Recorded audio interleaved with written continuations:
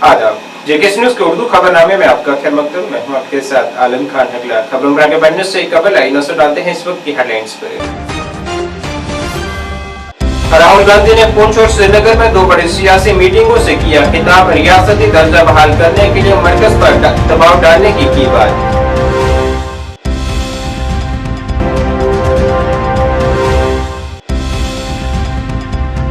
जम्मू कश्मीर में 25 सितंबर को दूसरे मरहले के इंतखाबात के लिए चुनावी मुहिम आज हुई इख्तिताम पज़ीर। तमाम जमातों ने अपने उम्मीदवारों के हक में चलाई मुहिम।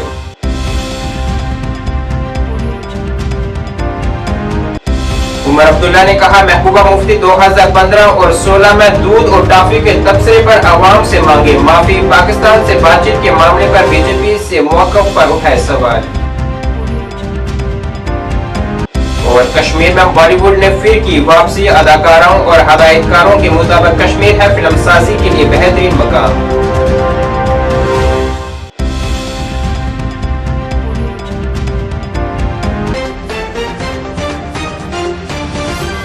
अब खबरें तफसील से।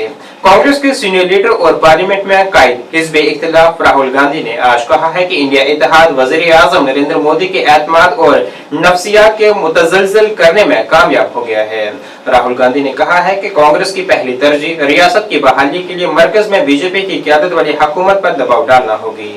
पुंछ के सुरनकोट में एक बड़े अवामी इज्तिमा से खिताब करते हुए उन्होंने कहा है कि जम्मू कश्मीर में बीजेपी ने गुज्जर और पहाड़ियों को एक दूसरे के खिलाफ खड़ा किया है। उन्होंने कहा है कि बीजेपी की तरफ से जो नफरत को फरोग दिया जा रहा है उसका मुकाबला सिर्फ मोहब्बत से ही किया जा सकता है। उन्होंने वज़ीर आज़म मोदी की क़यादत वाली हुकूमत पर मुल्क भर में बेरोजगारी को फरोग देने का इल्जाम लगाया है। उन्होंने कहा है कि पीएम मोदी ने अडानी और अंबानी को 16 लाख करोड़ रुपए का कर्ज उतार दिया है। पहले उन्होंने कोशिश की कि मुसलमान और हिंदू में लड़ाई की जाए, हिंदू और सिख में लड़ाई की जाए, हिंदू और ईसाई में लड़ाई की जाए, तो वो कुर्सी पर बैठ बायोलॉजिकल नहीं हूं, मेरा डायरेक्टली कनेक्शन ऊपर है, मैं डायरेक्टली बात करता हूं।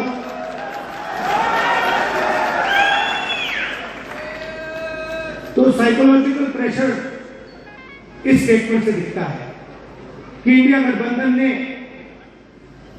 नरेंद्र मोदी को हमेशा के लिए साइकोलॉजिकली तोड़ दिया, खत्म कर दिया।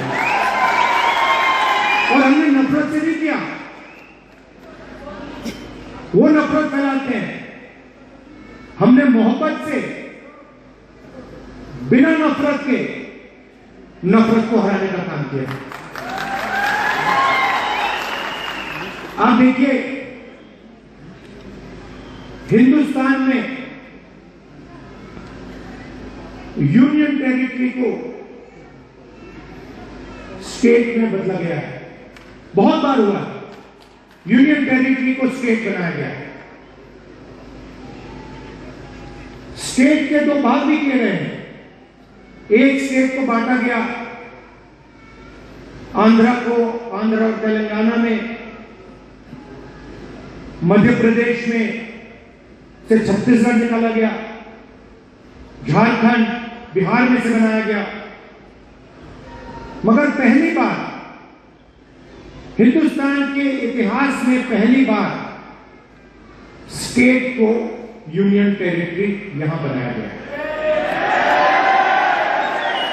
आपका जो हक है, लोकतांत्रिक हक है, वो आपसे छीना गया है। और ये पहली बार हुआ है हिंदुस्तान की हिस्ट्री में, पहली बार एक स्टेट से कहा गया है, जम्मू कश्मीर से कहा गया कि नहीं, अब आप स्टेट नहीं रहोगे, अब आप यूनियन टेरिटरी बनोगे।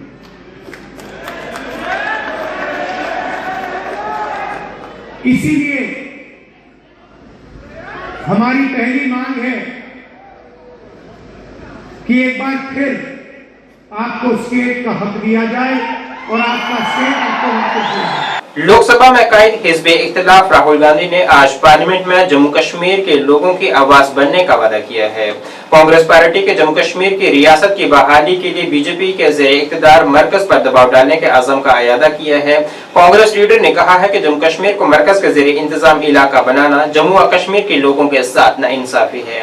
उन्होंने इल्जाम लगाया है कि नरेंद्र मोदी की क़यादत वाली हुकूमत आम लोगों को नजरअंदाज करते हुए मुल्क के सिर्फ 25 ताजरों को फायदा पहुंचा रही है। यहाँ नाकस GST लाया गया और नोटबंदी से मुतासर किया गया और छोटे और दरमियाने दर्जे के कारोबार को बंद करने पर मजबूर किया गया। वज़ीर-ए-आज़म नरेंद्र मोदी के माहाना रेडियो प्रोग्राम मन की बात पर तनकीद करते हुए राहुल गांधी ने कहा है कि मोदी लंबी और बेमायनी तकरीरें करते हैं लेकिन मुल्क के मसाइल को हल करने के लिए तैयार नहीं है। इन बातों का इजहार उन्होंने आज श्रीनगर में पार्टी सदर और उम्मीदवार तारिक हमीद करा के हक में एक अवामी रैली से खिताब में किया। हमारे मैनिफेस्टो में हमने कहा है कि जल्दी से जल्दी आपको स्टेटहुड वापस मिले।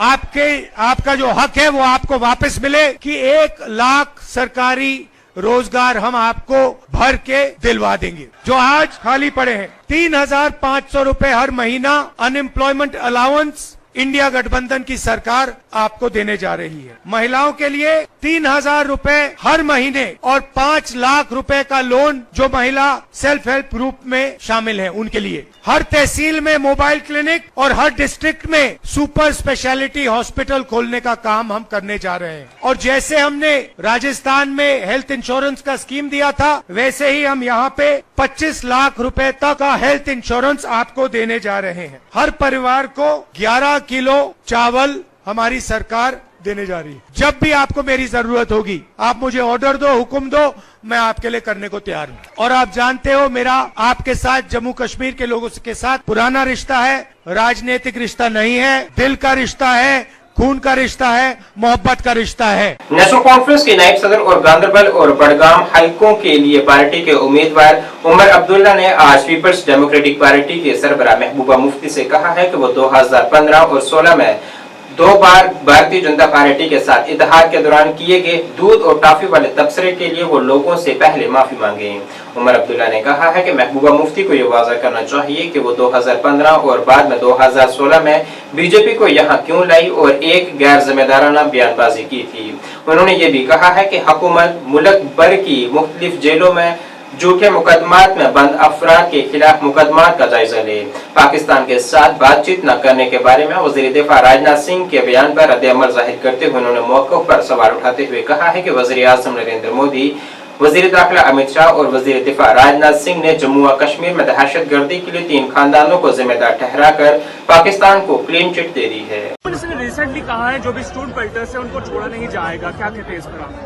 देखिए जनाब, आखिरकार हर किसी को हक है कि वो अपनी बेगुनाही का सबूत दे और जेल से बाहर आए। मैं तो सिर्फ इतना जानना चाहता हूं कि जिनको उनके खिलाफ कोई मुकदमा हुआ है, क्या उनके खिलाफ कोई केस शुरू किया है, क्या उनके जुर्म को अदालत में साबित किया है। 5 साल से आपने उनको बंद रखा है। मुझे बताएं ना कितने हैं ऐसे उनमें से जिनके खिलाफ आपने इल्ज़ाम जो है अदालत में साबित किए हैं।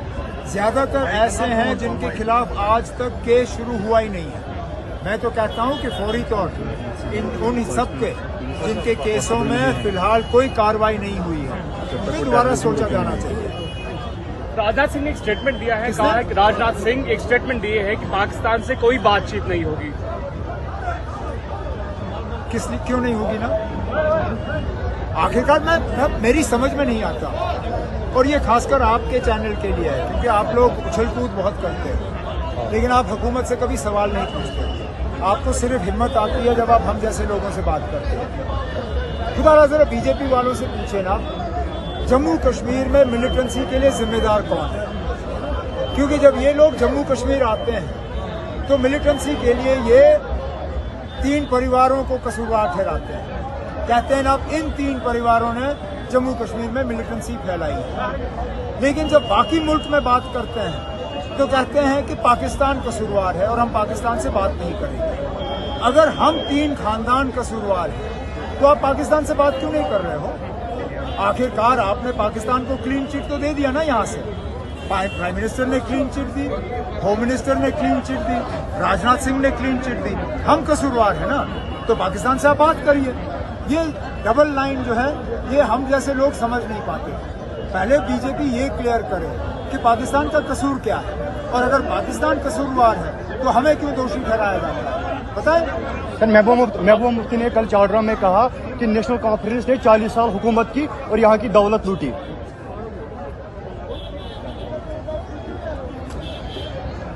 मैं क्या कहूँ, बुखलाहट और फ्रस्ट्रेशन में आके लोग बहुत सी बातें करते हैं।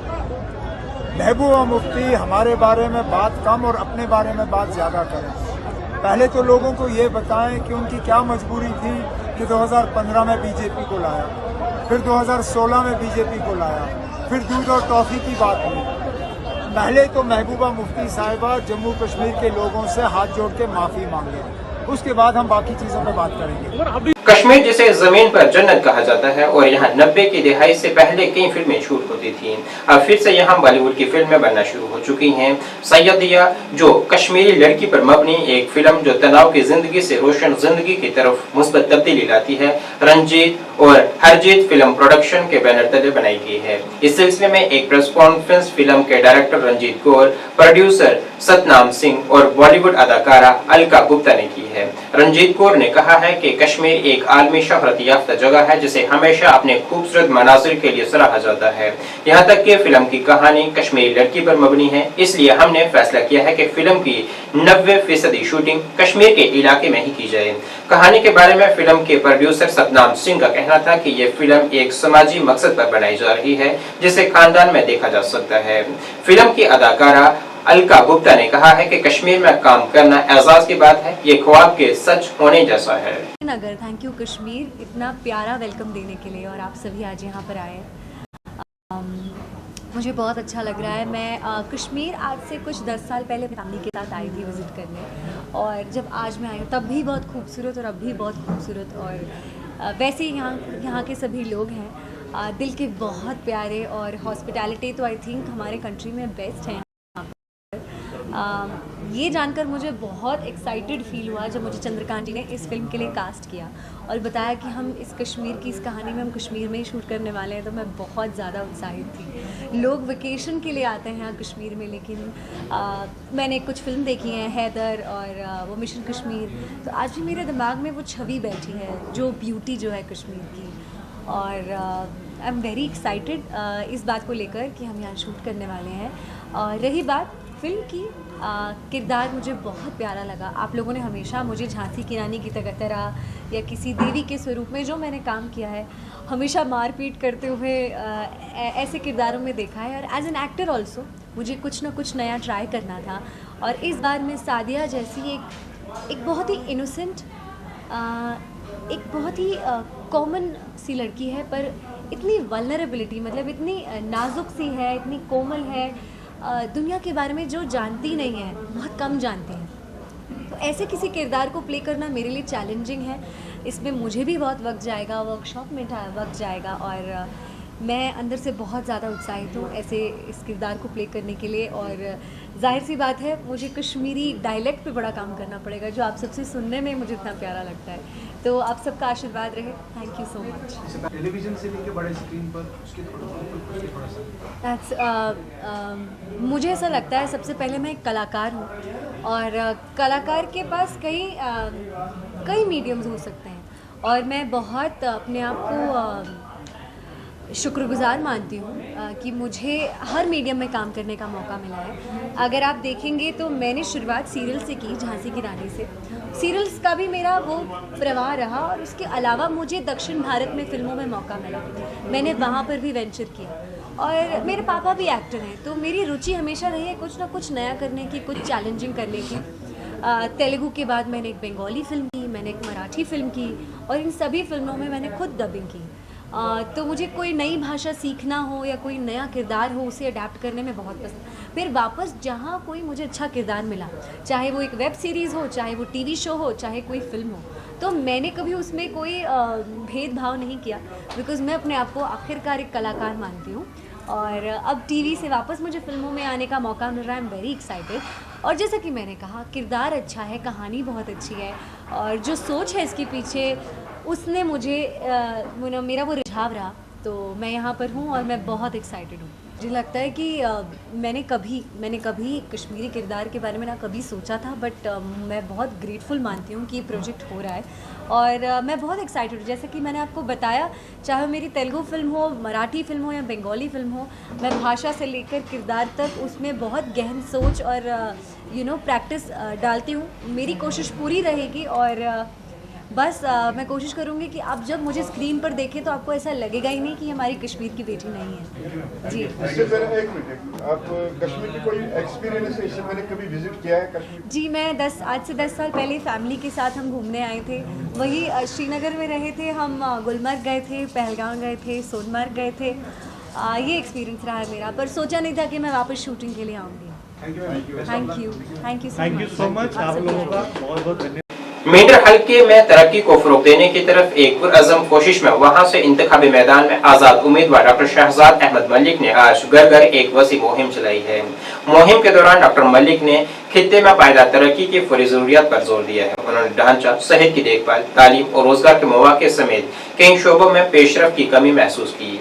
वोटरों से बात करते हुए डॉक्टर मलिक ने कहा है कि बहुत अरसे से मेंढर के लोग इस तरक्की से महरूम हैं जिसके वो हकदार हैं। उन्होंने वोटरों से अपील की है कि उनकी उम्मीदवारी की हिमायत करें। हमने दिन कोई देखा, रात हमें नहीं पता।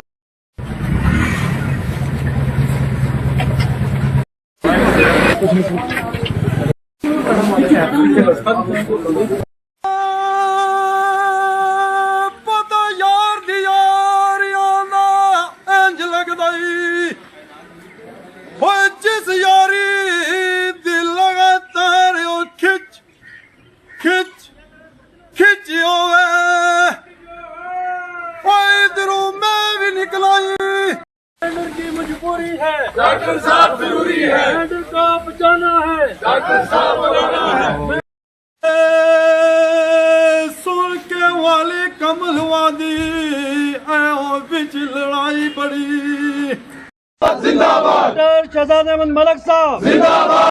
नारे रिसालत या रसूल अल्लाह, नारे हैदरी या अली, आजाद हिंदुस्तान जिंदाबाद। आज टाउन के अंदर में तमाम दुकानों के पास जाकर हमने अवेयर किया है कि हमारा मैनिफेस्टो क्या है और डेवलपमेंट के लिए हम क्या करना चाह रहे हैं, नौजवानों को अवेयर करने के लिए हम क्या करना चाह रहे हैं, और ख़ासकर हमने दुकानदारों को भी अवेयर किया और जो नौजवान साथी और जितने बुज़ुर्ग मिले हमने उनको अपना मैनिफेस्टो की कापी दी और उनको अवेयर करने की कोशिश की कि इससे पहले ज़ात बरादरी के नाम पर, मसलक के नाम पर, मज़हब के नाम पर मेंढर के अंदर सियासत होती रही। ये नौजवान तबका, पढ़ा लिखा तबका और सियासी व समाजी वो तबका जो इनसे परेशान था, वो ये चाहता है कि अब मेंढर को बदलना है। इसलिए हमने एक प्लेटफॉर्म, मजबूत प्लेटफॉर्म बनाकर इस गुंडाराज को और नफरत फैलाने वालों को, हमारे उम्मत रसूल सल्लल्लाहु अलैहि वसल्लम के टुकड़े करने वालों को और इस प्लेटफॉर्म को तोड़कर अपना मफाद का पौधा लगाने वालों को यह जवाब दिया है कि हिंदुस्तान मुल्क एक मजबूत डेमोक्रेसी की तरफ बढ़ रहा है और हम इस डेमोक्रेसी में कोई भी आदमी इलेक्शन लड़ सकता है और हम इलेक्शन लड़कर नफरत फैलाने वालों को मुंह तोड़ जवाब देना चाहते हैं और उन लोगों को खास कर ये बताना चाहते हैं कि ये यतीम, गरीब, मसकीन जो लोग थे वो किसी भी ज़ात बरादरी के हों, वो एक प्लेटफॉर्म पे आ चुके हैं और ईमानदारी से हम सब की जाने भी चली जाएं, लेकिन ये प्लेटफॉर्म और ये इनिशिएटिव कभी रुकेगा नहीं। अनंतनाग सेंट्रल असेंबली हल्के के मुमताज नौजवानों के एक बड़े ग्रुप ने यहां हाउसिंग कॉलोनी खुंबल अनंतनाग में सीनियर समाजी व सियासी कारकुन और नेशनल कॉन्फ्रेंस रहनुमा इमरान अमीन शाह की मौजूदगी में मुनक्किदा एक तकरीब में नेशनल कॉन्फ्रेंस में शमूलियत इख्तियार की है। पार्टी ने कहा है कि एक खुशी की बात है कि अनंतनाग के लोग, बिलखसूस नौजवानों ने महसूस किया है कि हकीकी क़यादत नेशनल कॉन्फ्रेंस में है और ये वाहिद पार्टी है जिसकी कुर्बानियों की तारीख है और इसकी शानदार क़यादत में हमेशा जम्मू कश्मीर के लोगों की उमंगों की नुमाइंदगी करने का सबूत दिया है। डॉक्टर उमर अब्दुल्ला साहब, जीत हमारी इंशाअल्लाह, जीत हमारी इंशाअल्लाह। शुक्रिया आपका, मीडिया भाइयों का, आप यहाँ पे आपने अपनी शमूलियत की।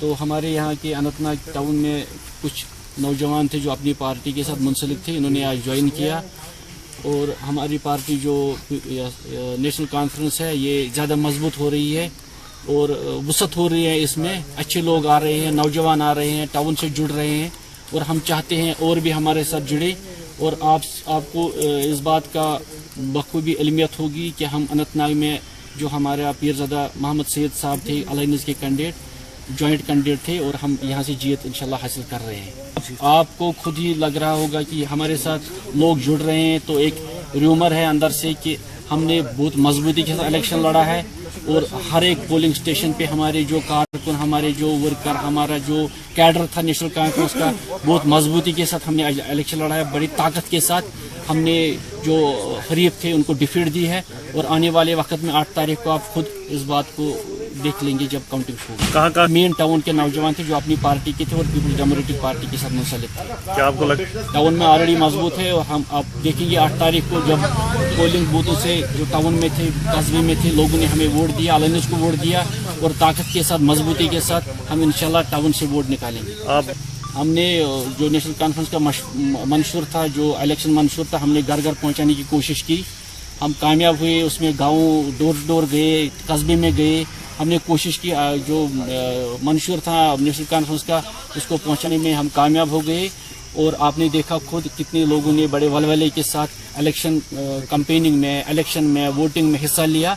पीडीपी रहनुमा गुलाम अहमद खान ने बीरवा में रोड शो की क़यादत की है, जहां उनके हमरा वहीद उर रहमान परा भी मौजूद थे। ये रोड शो मुख्तलिफ इलाकों से गुजरा। वहीद उर रहमान परा ने इस बात पर जोर दिया है कि पीडीपी अवाम की हकीकी आवाज़ है, इनके असबाब और खदशात की हिमायत करती है। गुलाम अहमद खान ने बीरवा के मफादात की नुमाइंदगी करने का अज़म किया है।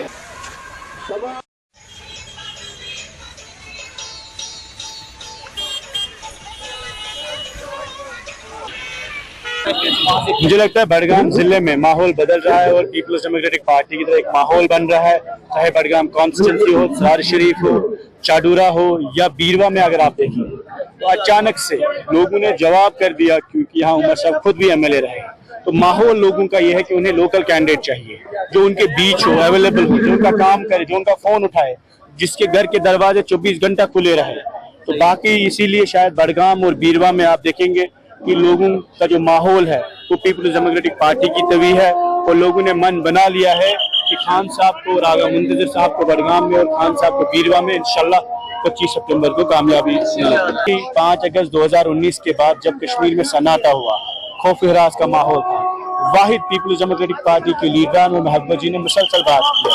कहीं न कहीं उसका असर पूरे कश्मीर में है, नौजवानों में है, और लोगों को लगता है कि जब घुटन हुई, खामोशी हुई, स्टेटहुड से पहले, हुकूमत से पहले, 370 से पहले जम्मू कश्मीर की आवाम को यहाँ रहने का हक होना चाहिए, बात करने का हक होना चाहिए। शायद उस आवाज की खोज में लोग सड़कों पर आते हैं और वो तलाश कर रहे हैं कि उनकी बात कौन करेगा। बाकी बरकाती साहब की बेटी कैंपेन कर रही है, हम चाहते हैं उनकी रिहाई हो, उनकी वालिद की रिहाई हो, हर पॉलिटिकल प्रिजनर को आज़ादी मिलनी चाहिए। महाराजा हरि सिंह का 130वां यौम पैदाइश आज जिला हेडक्वार्टर रियासी में मकामी राजपूत सभा की तरफ से बड़े जोश व जज्बे के साथ मनाया गया।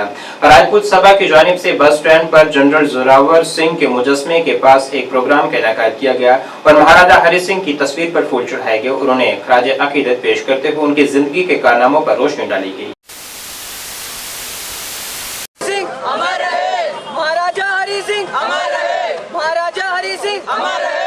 जब तक सूरज चांद रहेगा महाराजा हरि सिंह का नाम रहेगा। जब तक सूरज चांद रहेगा महाराजा हरि सिंह का नाम रहेगा।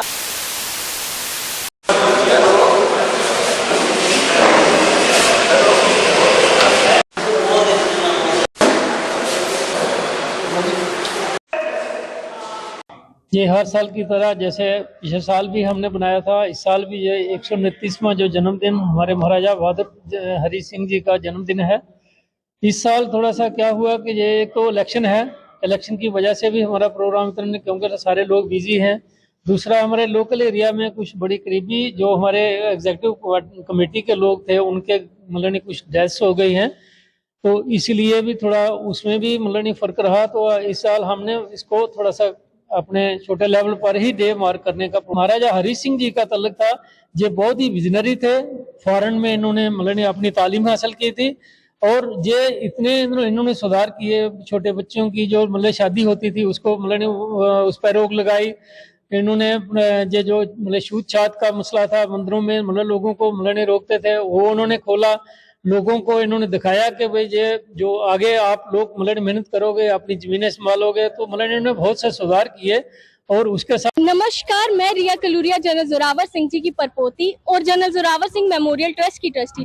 पहले तो मैं आप सबको 129वां महाराजा हरि सिंह जी का जो जन्मदिन है उसकी आप सबको शुभकामनाएं देती हूँ, क्योंकि इस बार खुशी जो है वो और ज्यादा डबल होती जा रही है, क्योंकि हमारी छुट्टी जो है वो भी मंजूर हो गई थी महाराजा हरि सिंह जी की। उस खुशियों को मनाते हुए जनरल जोरावर सिंह ट्रस्ट का फर्ज बनता है कि हम पहले भी बात करते हैं कि महाराजा हरि सिंह जी का जो जन्मदिन है वो एक त्योहार की तरह मनाना चाहिए, क्योंकि महाराजा हरि सिंह जी ने जो हमारे भारत के लिए किया वो कोई भी राजा नहीं कर सकता। क्योंकि आप सबको पता है कि वो एक पहले ऐसे राजा थे जिन्होंने अपनी राजगद्दी छोड़ दी थी सिर्फ अपनी अवाम को खुश करने के लिए, सिर्फ अपनी अवाम के लिए। ऐसे महाराज का जन्म दिवस पे मैं आप सबको शुभकामनाएं देती हूँ और आप सबसे अपील करती हूँ जो रैली में नहीं पहुंच पा रहे या जो रियासी में फंक्शन किया है वहां पर नहीं पहुंचे, उन सबसे अपील करती हूँ कि घर पर एक दिया महाराजा हरि सिंह जी के नाम का जरूर जलाए और उनको श्रद्धांजलि दे। ज्यादा से ज्यादा हैशटैग जो है वो महाराजा हरि सिंह जी के लगाए, क्योंकि महाराजा हरि सिंह जी ने बहुत डेवलपमेंट हमारे जम्मू कश्मीर के लिए की थी। 1947 के बाद महाराजा हरि सिंह जी ने हमारे जम्मू कश्मीर को भारत के हवाले किया, उन्होंने एग्रीमेंट साइन किया, उन्हीं की वजह से आज हम भारत का हिस्सा हैं। जिला कुलगाम के कौपुरा अशमुजी इलाके में आज एक आतशबाजी का वाक़ा पेश आया है, जिसमें 2 रिहायशी मकानों और 2 गायों के शेड को काफी नुकसान पहुंचा है। ये नुकसान अब्दुल अजीज की जायदाद को पहुंचा है।